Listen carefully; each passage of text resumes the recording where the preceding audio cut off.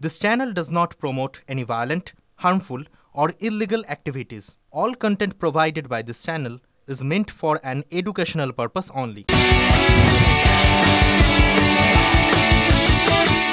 এবার একটা ছবি দেখাই আপনাদের। এক হাতে জুতো, অন্য হাতে মিড ডে মিলের সবজির ব্যাগ। কাদায় ভরা রাস্তা ধরে খালি পায়ে এগিয়ে যাচ্ছেন আইসিডিএস সেন্টারের শিক্ষকরা।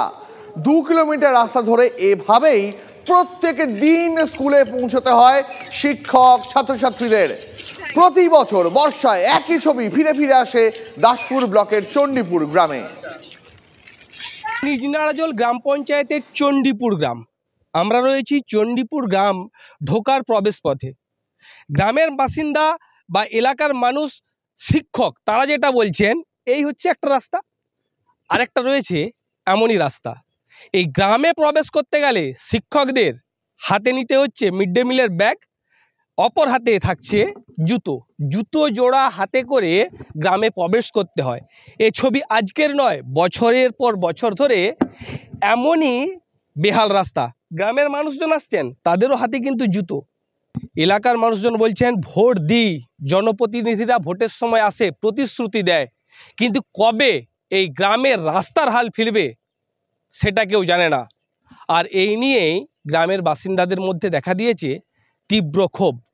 আর এই ক্ষোভের মাঝেই কাদা ভরা রাস্তায় হাঁটতে জুতো নিয়ে যেতে হচ্ছে গ্রামের বাসিন্দাদের। গ্রামের মধ্যে গ্রামে প্রবেশ করে না বর্ষাকালে কোনো 4 চাকার গাড়ি।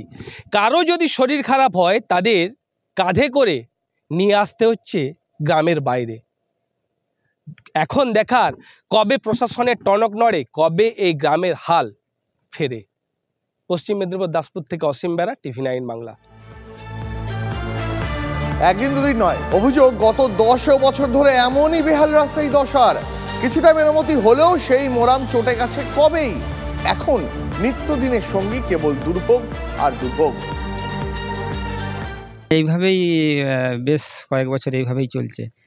পুরোটাই কাদা ছিল। গত বছর বর্ষার সময় এই রকমই সমস্যা হয়। তার আগে কিছুটা ওই পাশে 300 মিটার ঢালাই হয়, আবার এই মাঝখানে 300 মিটারের মতো প্রায় ঢালাই হয়, মাঝখানটা রয়ে যায়। তারপর একটুখানি মোরাম ছিল, সেটাও নষ্ট হয়ে গেছে। এই রাস্তায় মোটামুটি আবার লোক জনসাধারণ যাতায়াতই করতে পারেনি। কি করেছে, যাতায়াত করবে, এখানে তো মানুষ বাস করে। এছাড়া আর অন্য কোথাও কোনো দিকে ভালো রাস্তা নেই যাওয়ার। এছাড়া যাওয়ার পথ তাদের নাই। এবার যেতে হলে অনেক দূর দিয়ে ঘুরতে হবে, তো তো কাদা। একটা বাচ্চা ছাড়া স্কুলে যাবে তাও যেতে পারছে না। হ্যাঁ, একটা মানুষের ডেলিভারি কেস হলেও যেতে পারবে না, একটা হসপিটাল হলেও যেতে পারবে না। স্কুল আসছো তো, স্কুল থেকে জুতো দিয়েছিল, পরে আসোনি কেন? কাদায় পড়ে যাচ্ছিলাম, এই জন্য ঘরে জুতো আবার খুলে দিয়ে পাঠিয়ে।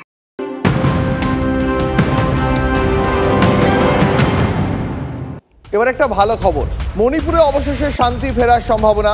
ডিআইজি, সিআইপিএফ এবং আসাম রাইফেলসের শীর্ষ আধিকারিকদের উপস্থিতিতে শান্তি চুক্তিতে স্বাক্ষর করল মেইতেই এবং কুকি সম্প্রদায়ের নেতারা। দুপক্ষই হিংসা থেকে বিরত থাকার সিদ্ধান্ত নিয়েছে। আরো বিস্তারিত জানবো, নয়াদিল্লি থেকে রয়েছেন আমাদের সহকর্মী জ্যোতির্ময় কর্মকার। জ্যোতির্ময়, দেখো, গতকাল একটি বৈঠক হয়েছে এবং যে বৈঠক স্থানীয় প্রশাসনের উদ্যোগে হয়েছে, সেখানে ডিআইজি, সিআরপিএফ উপস্থিত ছিলেন, আসাম রাইফেলের শীর্ষ আধিকারিকরা উপস্থিত ছিলেন এবং মেইতেই এবং কুকি সম্প্রদায়ের একেবারে প্রথম সারি নেতারা উপস্থিত ছিলেন।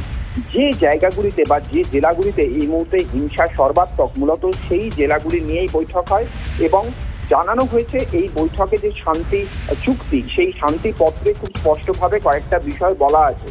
সেখানে বলা হচ্ছে যে নর্মালসি এবং তার পাশাপাশি যে কোনো ধরনের হিংসা আটকাতে দুপক্ষই তৎপর হবে এবং কোনো রকম প্ররোচনায় কোনো পক্ষই পা দেবে না এবং এক্ষেত্রে দাঁড়িয়ে প্রশাসনকে সব রকম সহযোগিতা করা হবে এবং এই ধরনের শান্তি প্রক্রিয়ার বৈঠক লাগাতার হবে। অর্থাৎ গতকাল যে বৈঠক হয়েছে 15 দিন বাদে সেই বৈঠকের আবার রিভিউ করা হবে যে কতটা এই যে শান্তি চুক্তিতে সহমত হলো যুযুধান দুপক্ষ, তারা কতটা বাস্তবে সেই বিষয়টিকে ইমপ্লিমেন্ট করেছে বা কতটা মেনে চলেছে।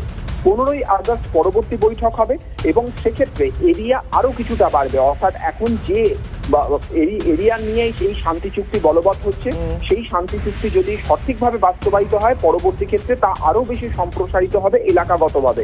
ফলত পরিস্থিতির দিকে প্রতি মুহূর্তে নজর থাকছে। গত কয়েকদিন আগেই মণিপুরের মুখ্যমন্ত্রী প্রধানমন্ত্রীর সঙ্গে বৈঠক করেছেন এবং তারপরেই এই শান্তি চুক্তি যথেষ্ট গুরুত্বপূর্ণ একটি ব্রেকআউট। জ্যোতির্ময়, তাহলে আশা করা যায় আগামী দিনে আরো বৃহৎ এলাকায় এই শান্তি চুক্তি স্বাক্ষরিত হোক এবং মণিপুরে বহু কাঙ্ক্ষিত যে শান্তির পরিস্থিতি তা ফিরে আসুক। আপাতত তোমাকে ধন্যবাদ।